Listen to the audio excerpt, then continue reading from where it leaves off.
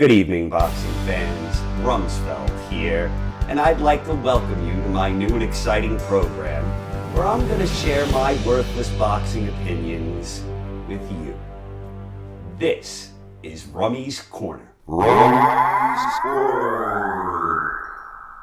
To kick things off, let's talk about the middleweight who has boxing fans awfully excited. Gennady Golovkin. Triple G. The middleweight that everybody fears. He had a fight this past weekend against Martin Murray. He probably had his toughest challenge to date. It was the first time Golovkin went into the 11th round.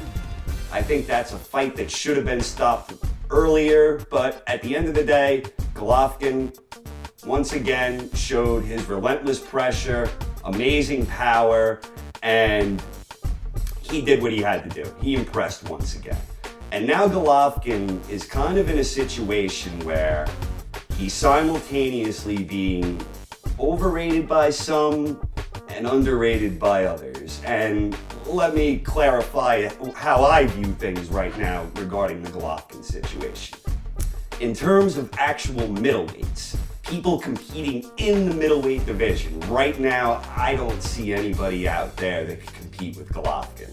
That's my personal opinion. I'm not going to say he's unbeatable because I think any fighter could lose on a given night, but the chances are, you look at a who's who of top middleweights, you have obviously Miguel Cotto. You have guys like Peter Quillin, Andy Lee, David Lemieux. There's guys out there that would make interesting fights for Golovkin, but I honestly don't think I'm alone here when I say Golovkin beats everybody at middleweight, and I hope that he gets the opportunities he deserves to prove his worth as the uncrowned middleweight king. And I'm not talking about titles, but in terms of linear straps and things of that nature.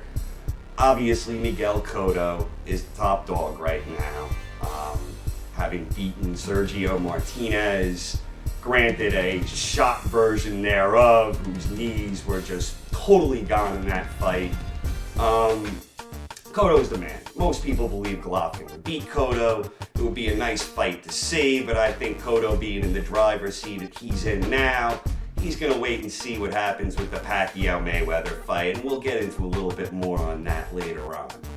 One of the main problems for Golovkin, however, is that all of these middleweights, all of these guys that I believe he can beat, I don't think any of them are eager to fight him, much like Cotto. Gennady might be limited at 160 and have to venture north to 168, and this is where I tend to believe he's getting overrated.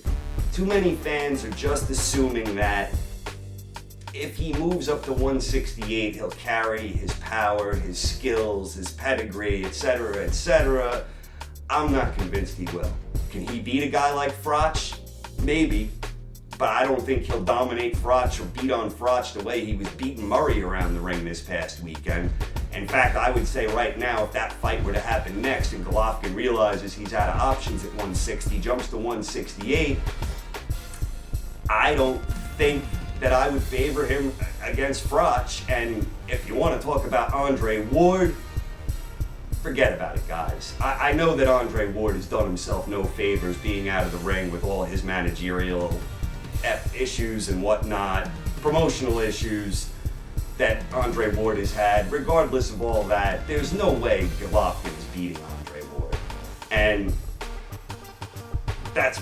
it's not going to happen, guys. Ward is a class above. He's too big. He's too slick. He's too athletic. Golovkin gets hit a lot. He cuts off the ring very well, but he's a small middleweight. What's in the best interests of Gennady Golovkin is to remain at middleweight, resist the urge to go up to 168, even if it might benefit him in the immediate future. He needs to be patient. He needs to continue doing what he's doing. Beat the best available middleweights out there that are willing to get in the ring with him.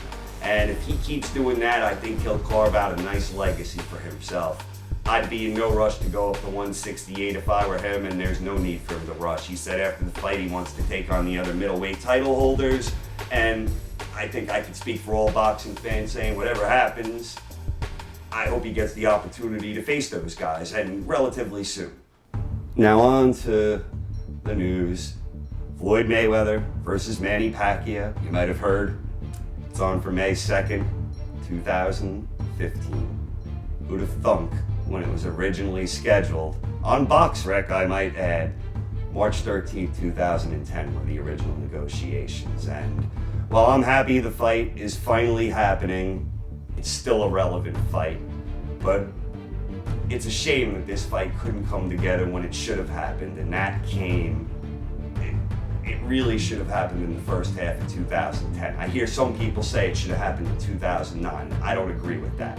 In 2009, Floyd had just come back. By the time he fought Marquez, I think it was September 2009, and Pacquiao would go on to fight Cotto in November of 2009, and that was when it reached a feverish pitch. Talks of Pacquiao-Mayweather dated back to when Pacquiao beat De La Hoya, December 2008.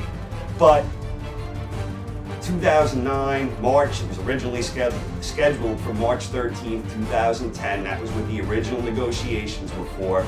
Should have happened somewhere around March or May, first half of 2010. At that point, both guys were peak, and it would have been a very interesting fight. Not to say it's not interesting now, just to say these two guys jerked everyone around long enough. Glad the fight's finally happening. Who do I think's gonna win? I don't know. That's what makes this fight so interesting still, even all these years later. So, what I will say on that fight is this. Right now, at this point in time, Manny Pacquiao has the best chance he's had against Floyd Mayweather, in my eyes, since back in that early half of 2010 when the fight first should have happened. Since that time, in that year, Pacquiao wound up fighting, I think it was Claudia and Margarito, and Floyd fought Mosley that year. That's the year it should have happened. Since that time, Pacquiao has shown steady erosion of skills and athleticism, in my opinion. He's still phenomenal.